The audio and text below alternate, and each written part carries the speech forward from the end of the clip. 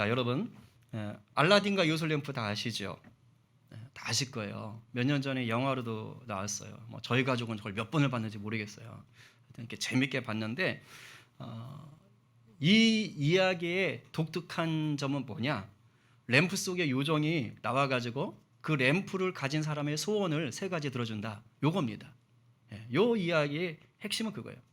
그래서 램프 주인이 램프를 싹 문지르면 그 속에서 우리가 생각하는 이쁜 요정이 아니고 떡대가 큰 아주 거인 요정이 딱 나와요. 저렇게 딱 나와가지고 소원이 뭐냐고 물어보는 거 아닙니까? 그러면 이제 저 요정 이름이 뭡니까? 지니 아닙니까? 그럼 지니가 소원을 들어주는 것입니다. 자, 여러분, 뭐 성경적이진 않은데 그냥 생각해 봅시다. 만약 여러분에게 저 램프가 생긴다면, 성경적이진 않은데 되게 좋아하시네요, 표정들이. 저 램프가 생긴다면 여러분은 어떤 소원을 부탁하고 싶습니까? 1등짜리 로또 복권 10회 연속 4개로 뭐 이런 거? 어떤 소원이세요? 영화 속에 이런 장면이 있어요. 이제 알라딘이 저 램프의 요정을 처음 만나는 겁니다. 굴 속에서 처음 램프 요정을 말해서 만나는데 이제 지니가 그 요정이 알라딘에게 세 가지 소원을 네가 이제 말할 수 있다. 그럼 내가 들어준다. 그래서 램프에 대해서 설명을 해주는 겁니다. 이제 그러면서 그동안에 이 램프를 소유했던 주인들은 대부분 이런 식이었다 하면서 얘기를 하는 게 있어요. 그 대사가 이거예요. 대부분 돈과 권력을 원하지. 부탁인데 너는 그 길로는 가지 마라. 돈과 권력엔 절대 만족이란 없거든. 그러니까 사람들은 대부분 저걸 구하는데 만족할 줄 모르더라. 그래서 인생 망치더라. 그 말입니다. 쉽게 말하면. 이걸 이제 요정 지니가 알려주는 거예요. 실제로 많은 사람들의 소원은 뭡니까? 돈과 권력에 묶여 있어요. 이것만 있으면 모든 걸 할 수 있다고 생각을 합니다. 혹시 여러분들도 그러십니까? 그런데 믿는 자라면 뭔가 조금은 달라야 되지 않겠어요? 오늘 그걸 좀 보려고 그래요. 예수 믿는 우리 인생은 살면서 단순히 돈과 권력, 세상 사람과 똑같이 그런 것에 묶이는 것이 아니라 어떤 점에서 좀 달라야 될까? 어떤 소원을 품어야 될까? 소원이 어떠해야 될까?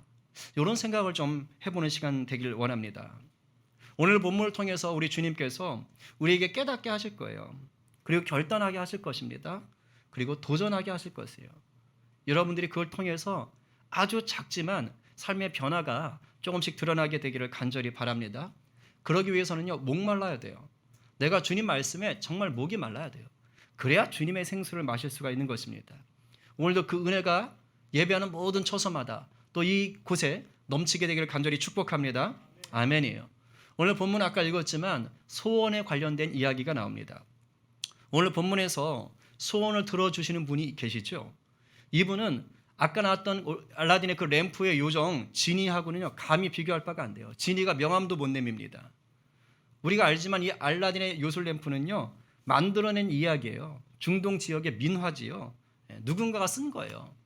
그러나 오늘 본문 속에 나오는 이 소원을 들어주시는 분은 살아계신 분입니다. 아멘이세요? 살아계신 분이에요. 이게 믿어져야 돼요. 그냥 살아계신 분이 아니에요. 이분은 세상을 지으신 창조주 하나님이십니다. 전능하신 분입니다. 그분이 지금 소원을 들어주시는 거예요. 이렇게 위대하신 분이 지금 솔로몬 왕 앞에 나타난 겁니다. 그리고 네 소원이 뭐냐? 라고 지금 묻고 계신 거예요. 이 얼마나 가슴 두근거리는 순간이겠습니까? 여러분, 이 순간에 솔로몬 왕이 어떤 소원을 말했을까요? 알라딘 램프에 그 요정 지니가 말했던 것처럼 대부분의 사람들이 구하던 그런 돈과 권력을 달라고 했을까요? 아닙니다. 자, 그럼 뭘까요? 우리 한번 말씀을 보지요. 자, 9절부터 10절 말씀. 새 번역 성경으로 한번 풀어서 보겠습니다. 여기 좀 번역이 매끄럽습니다. 자, 한번 같이 읽어볼까요? 주 하나님, 시작.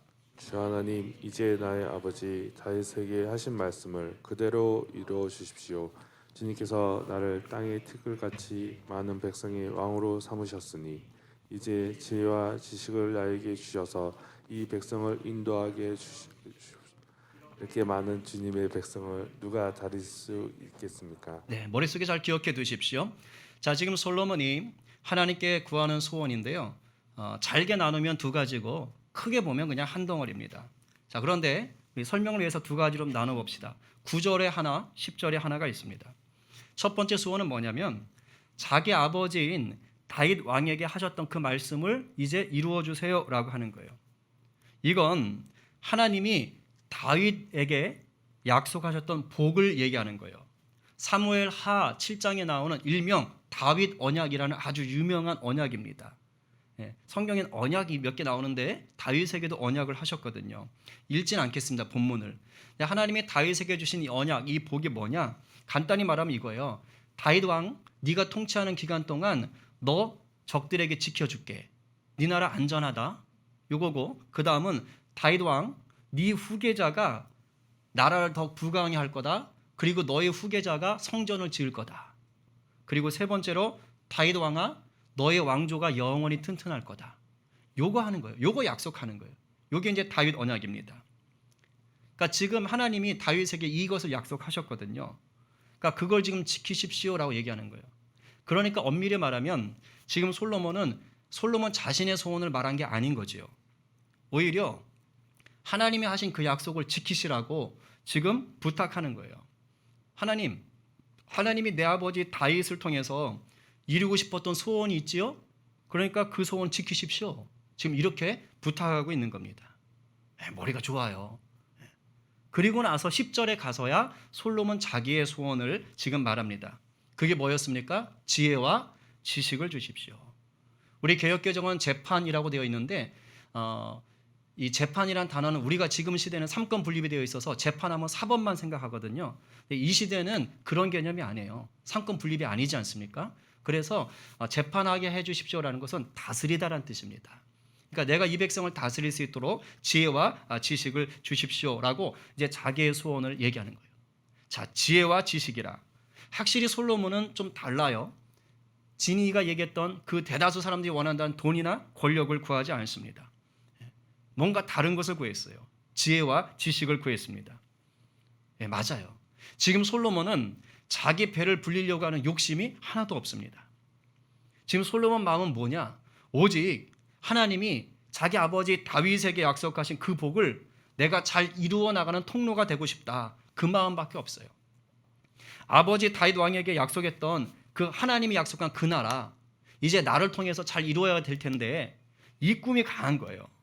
그래서 솔로몬 생각에는 그러려면 뭐가 필요하지? 하면서 지혜와 지식이 필요하다고 생각한 겁니다. 왜 하필 지혜와 지식이었을까? 아니, 나라를 잘 이끌고 싶으면 우리 생각에는 뭔가 강한 군사력. 왜냐면 그때 당시 온 천지 사방 이웃들이 다 적들이거든요. 그러면 군사력이 좀 센 군사력이 있으면 얼마나 좋겠어요. 아니면 돈이라도 많으면 용병을 사올 수 있잖아요. 이러면 좋을 것 같은데 솔로몬은 그게 아닌 거예요. 지혜와 지식을 달라고 합니다. 여기에 바로 솔로몬의 특별함이 있습니다. 여러분께 한번 물어보겠습니다. 그렇다면 솔로몬이 구하고 있는 지금 이 지혜와 지식은 어떤 종류의 지혜와 지식일까요?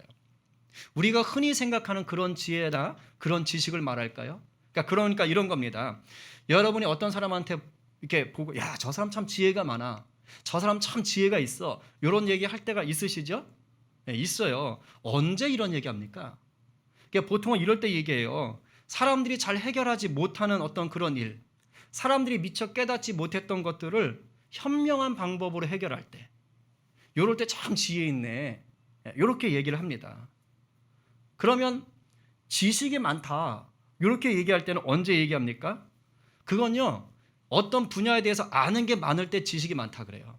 예를 들면 이런 거죠. 우리 교회에서 여러분 생각할 때 영상 분야에 지식이 제일 많은 분이 누군 것 같습니까? 나요 이러지 마시고 영상 분야 우리 추창현 집사님이 그죠? 제일 빠삭하세요. 인정하시나요? 끄덕이는 분 있어요. 그죠? 네. 자, 그럼 디자인에 대한 지식이 가장 많은 분. 추창현 집사님이랑 같은 이불 덮고 사는 사람? 네, 그래 맞아요. 그것도 인정하신 것 같아요. 그죠? 네. 그럼 대리석을 다루는데 탁월한 지식을 갖고 계신 분. 네. 요건 좀 이렇게 서로 관계가 좀 많이 알아져야 될 수 있어요. 예, 누가 뭘 하는지를 알아야 돼요. 예, 타이 추종을 불허하는 그죠? 예, 우리 김성희 집사님 해외로도 가서 이 실력을 발휘하시는 분이거든요. 수학 지식은 누가 제일 많을까요? 우리 딸은 요즘 수학이 너무 힘들어 이러면서 힘들어하시던데 수학 지식 누가 제일 많을 거예요? 뭐 저요. 막 이렇게. 제가 보니까 수학 잘하시는 분들은 우리 교회 꽤 있을 것 같아요. 예, 뭐 물리 선생님도 있고 뭐 카이스트 박사도 있고 하니까. 근데 아무래도 가르치는 사람이 그래도 이게 제일 많이 알지 않을까. 그래서 우리 천성원 집사님이 그래도 많이 아시지 않을까 이런 생각을 합니다. 그러니까 어떤 분야에 대한 지식, 요것들은 확실히 많이 아는 분들이 있어요. 근데 지식이 많다고 해서 무조건 지혜롭다는 얘기는 안 하죠. 물론 제가 언급한 분들이 지혜롭지 않다 이 뜻은 절대 아닙니다. 오해하시면 안 돼요. 그래서 지식이 많다고 그 사람 보고 지혜롭다라고 얘기하지 않습니다. 그 떠도는 얘기 중에 이런 얘기가 있어요. 이게 아마 실화인데 이제 이게 이렇게 유행했던 것 같아요. 트럭 한 대가 지나가다가 다리 밑으로 지나가야 되는데 이게 다리가 생각보다 낮았던 겁니다. 그래가지고 트럭이 절묘하게 거기 딱 껴버린 거예요. 그 입구 쪽에 딱 트럭에 낀 거예요. 그러니까 앞으로 가지도 못하고 뒤로 빠지지도 못하고 난리가 난 거예요. 막 몇 시간째 거기 서 있는 겁니다. 그러니까 이제 다리 밑으로 지나가던 사람들이 어른들이 이렇게 해봐라 저렇게 해봐라 했는데 도저히 답이 안 나오는 겁니다. 그게 낑낑거리고 있는데 마침 거기를 지나가던 학교 끝나고 집에 가던 초등학교 1학년 아이가 있었던 거예요. 그러니까 그걸 보고서는 어른들이 막 뭐라 하는 거 보면서 한마디를 툭 던졌습니다. 근데 그 한마디가 그 트럭을 다리에서 빼낼 수 있었어요. 그 한마디가 뭔지 아세요? 에이, 바퀴 바람을 빼면 되지. 요거였어요. 근데 실제로 그게 딱 맞게 껴있던 거거든요. 그러니까 바퀴 바람을 뺐더니 그냥 흐물러 이렇게 자연스럽게 나오더라는 거예요. 우리는요, 이 아이의 이 말을 보고 지식이 있다고 얘기합니까? 지혜가 있다고 얘기합니까? 지혜가 있다고 얘기해요. 지식으로 따지면 어른들이 그 아이보다 훨씬 뛰어나죠.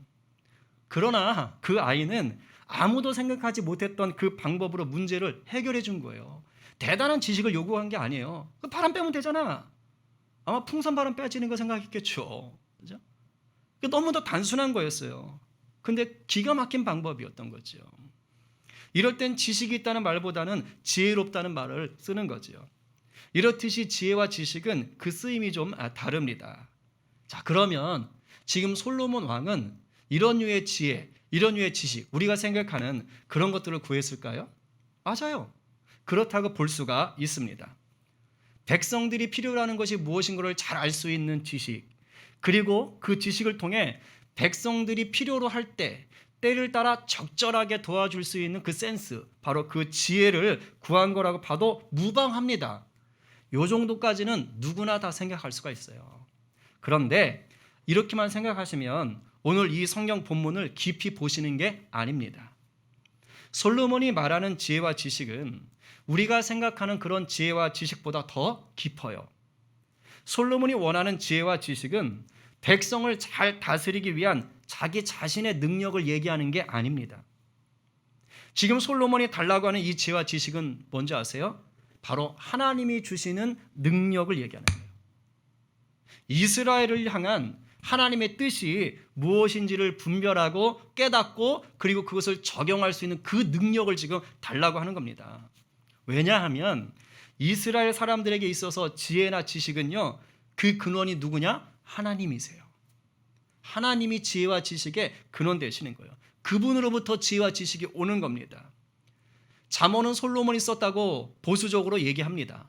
자, 솔로몬이 썼다고 하는 잠언을 보면 이런 구절이 있어요. 잠언 2장 6절 다 함께 읽겠습니다. 시작. 대저 여호와는 지혜를 주시며 지식과 명철을 그 입에서 내시며 아멘. 이것을 여러분 받으시기 바랍니다. 우리 주님이 주시는 거예요. 이스라엘의 왕이 됐다는 것은 다른 나라의 왕이 된 거하고 다릅니다. 하나님이 이스라엘의 왕을 주실 때는 어떤 마음으로 주셨느냐? 이건 내 나라다.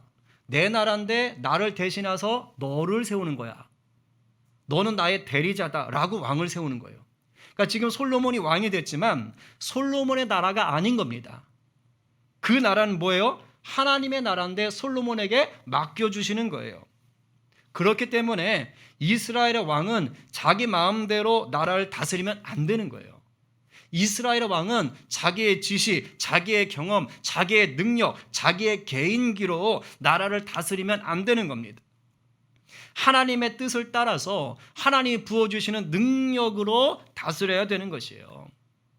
하나님의 지혜, 하나님의 뜻을 아는 그 능력을 지금 그래서 달라고 지금 구하고 있는 것입니다. 얼마나 착해요. 여러분이 하나님이시라면 솔로몬이 이렇게 이런 말로 소원을 구할 때 기분이 좋으시겠어요? 나쁘시겠어요? 엄청 좋잖아요. 그죠? 왜냐하면 딱 필요한 걸 얘기하니까 하나님이 기분이 너무 좋으셨어요. 그래서 어떻게 하셨을까요? 말씀 속에 있습니다. 기분 좋은 거예요. 여러분도 다 이랬으면 좋겠어요. 우리 세 번역으로 읽겠습니다. 11절 12절 말씀 시작. 하나님께서 솔로몬에게 말씀하셨다. 너의 소원이 그것이구나. 부와 재물과 영화를 달라고 하지 않고 너를 미워하는 자들의 목숨을 달라고 하지도 않고 오래 살도록 해달라고 하지도 않고 오직 내가 너를 왕으로 삼아 맡긴 내 백성을 다스릴 지혜와 지식을 달라고 하니 내가 지혜와 지식을 너에게 줄 뿐만 아니라 부와 재물과 영화도 주겠다. 이런 왕은 내 앞에도 없었고 내 뒤에도 다시 없을 것이다. 아멘. 여러분 삶에 이런 은혜가 있기를 간절히 축복합니다. 아멘이에요. 하나님께서 솔로몬 말에 너무 기분이 좋은 거예요. 그래서 구하지도 않은 복들을 마구 주신 거예요. 구하지도 않은 복들 막 준 겁니다. 그러니까 쓸데없는 것이 아니라 굉장히 좋은 것들인 거죠. 그걸 주셨어요. 그러면서 솔로몬 앞뒤로 솔로몬 앞에 뒤에 오는 모든 왕들도 이런 복을 누리지 못한다라고 약속하신 거예요. 실제로 이스라엘 고대 역사 속에서 최고의 부와 최고의 영화를 누린 왕을 누구라고 얘기하느냐? 솔로몬이라고 얘기를 합니다. 여러분, 이 솔로몬과 같은 이 은혜의 복들을 누리고 싶으세요? 그렇다면 솔로몬처럼 하나님이 원하시는 삶을 먼저 선택하시면 됩니다. 올해 우리 공동체의 표어가 먼저 그의 나라 의를 세워가는 것이죠. 바로 이겁니다. 이렇게 사는 거예요. 그러면 우리보다 우리를 더 잘하시는 주님께서요, 우리의 생각을 뛰어넘어서 넘치도록 역사하시는 줄 믿으시기 바랍니다. 아멘이요. 요한일서 5장 14절에 이렇게 말합니다. 우리 세 번역 성경입니다. 읽어보겠습니다. 자, 시작. 우리가 하나님에 대하여 가지는 담대함은 이것이니 곧 무엇이든지 우리가 하나님의 뜻을 따라 구하면 하나님은 우리의 청을 들어주신다는 것입니다. 아멘. 담대하래요. 담대함으로 간대요. 이게 담대한 믿음인 거예요. 하나님의 뜻대로 구하면 하나님 우리의 청을 들어주시는 줄 믿으셔요. 담대함으로 이것을 받으시기 바랍니다. 아멘이요. 그렇습니다. 하나님의 뜻을 따라서 구하면요, 역사가 되는 거예요.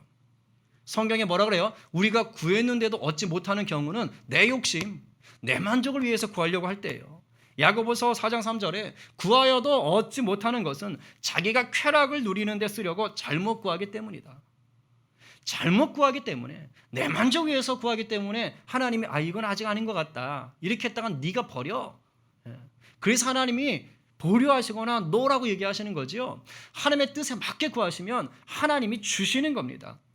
아무쪼록 우리 모두가 하나님의 뜻을 온전히 구하는 자가 되셔서 우리의 생각을 넘어 누르고 흔들어 넘치도록 채우시는 이 주님의 은혜를 누리시길 간절히 축복합니다. 아멘이에요. 여기서 제가 한 가지 좀 중요하게 짚고 넘어가고 싶은 게 있어요. 어떻게 솔로몬이라는 사람은 이렇게 하나님의 마음에 흡족하게 들었을까? 소원을 말해도 다른 사람처럼 돈 권력 이런 게 아니라 어떻게 하나님의 뜻에 딱 맞는 그런 소원을 구할 수 있었을까? 그 이유가 제가 궁금했어요. 사람이 어쩜 이렇게 마음에 딱 들지? 하나를 했는데 딱 맞지? 이렇게 될 수 있었던 이유가 뭐지?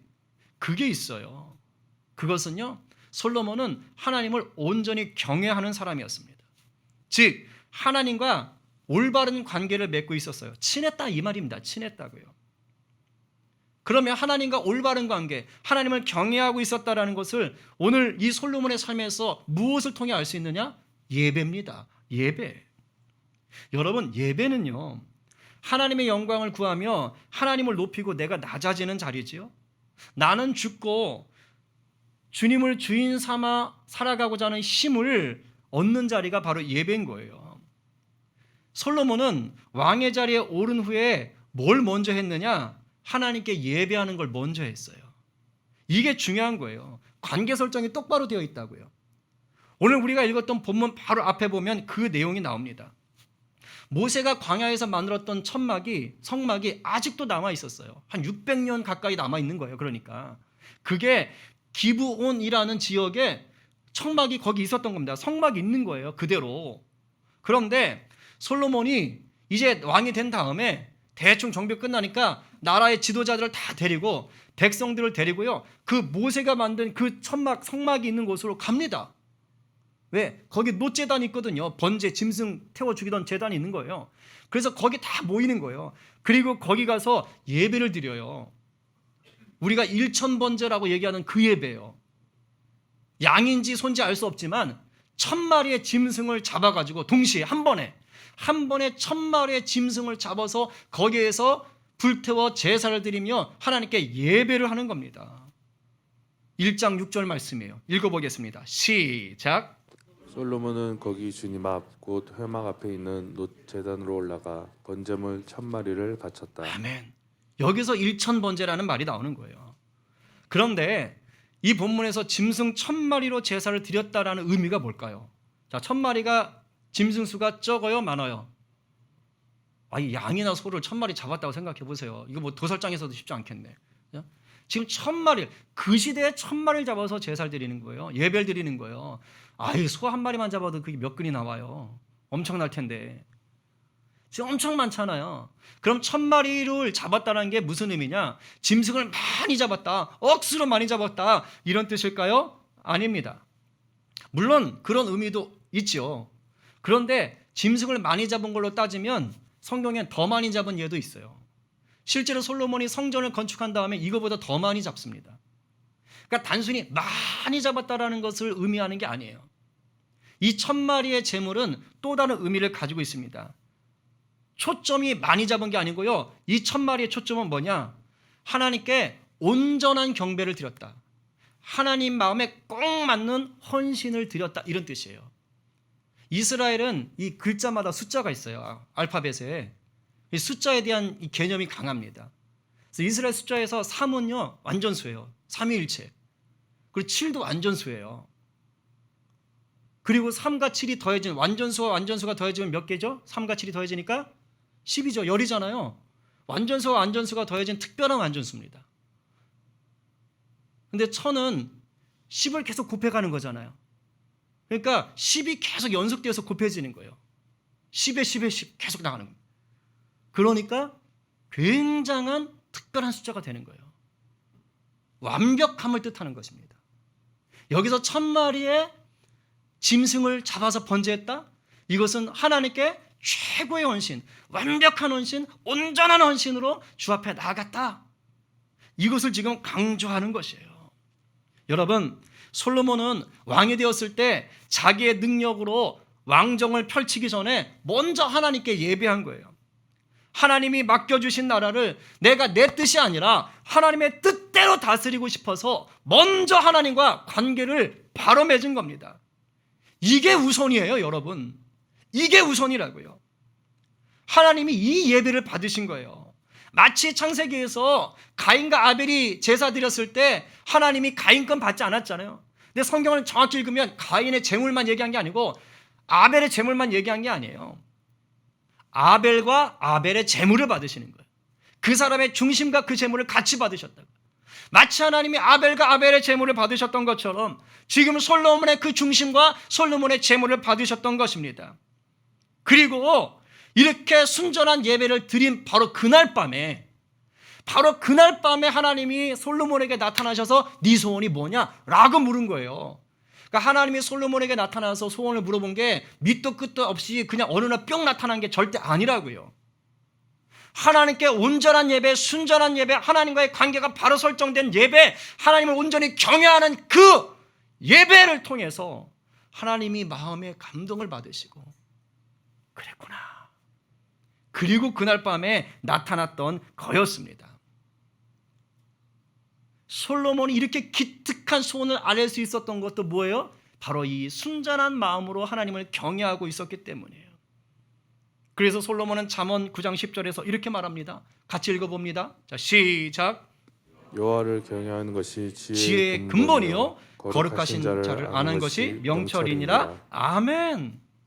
여호와를 경외함으로 내게 지혜가 필요하다는 것을 알게 되는 것이에요. 솔로몬은 무엇보다 하나님을 온전히 경외하는 사람이었습니다.